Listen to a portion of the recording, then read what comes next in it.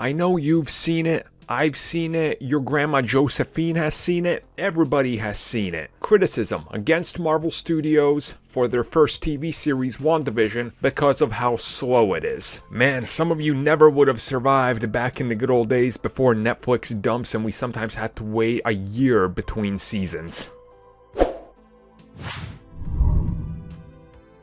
I guess all these complaints kind of go together. The show is too slow, they should have dumped it on day one. Hey, now let's talk about the pacing and the problems about it and everything. You guys have probably seen plenty of people say they're not really liking the Marvel Studios approach to the TV series, specifically with WandaVision, because the pacing is so slow. There's not a whole lot of action to kick it off. There hasn't been anything explosive in the first 3 episodes in particular. Hell, even the first 2, I think there was a lot of criticism because it didn't feel like your typical comic book show. There wasn't explosions, special effects all over the place. Hell, they were completely in black and white outside of like 30 seconds. So it was jarring to people, and Marvel Studios recently responded to this. Specifically, the showrunner said, look, this is it. I understand it.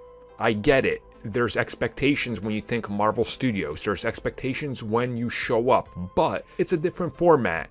It's a different pacing, and this story specifically, more so than any other Marvel TV show that's coming out, had to be this way for the particular reason. And I think you all know this. When we get to The Falcon and the Winter Soldier, for example, or Hawkeye, they're going to kick it off and have action in the first episode. That's a guarantee. WandaVision can't do that and could not do that because the story did not call for that. And if they would have opened up with a giant action scene, then how do you scale it back and then 3 episodes or 4 episodes you slow down to no action? Then you do the counterintuitive thing where you build up expectations so high that you come crashing down. Instead, they opted to do the opposite, and let's be real, commend them for that, because that's risky and insane. Do you guys remember back when it goes back to like the first episode of The Flash, for example? By the end of the episode, he's spinning up a giant tornado, fighting whoever the hell, and already has all his powers. Like, there was barely any build-up, and it was like over the course of 35 minutes. This, on the other hand, they're taking their time, and as they said, and as we keep seeing,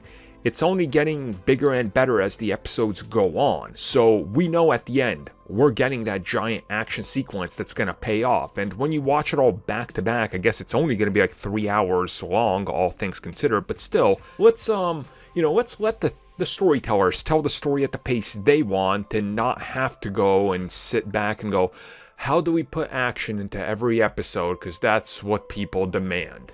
Because that's, again, aren't people arguing that the vision of the directors and the showrunners should be the one that we get? So why are the same people arguing now that their vision should not be allowed because they want something else?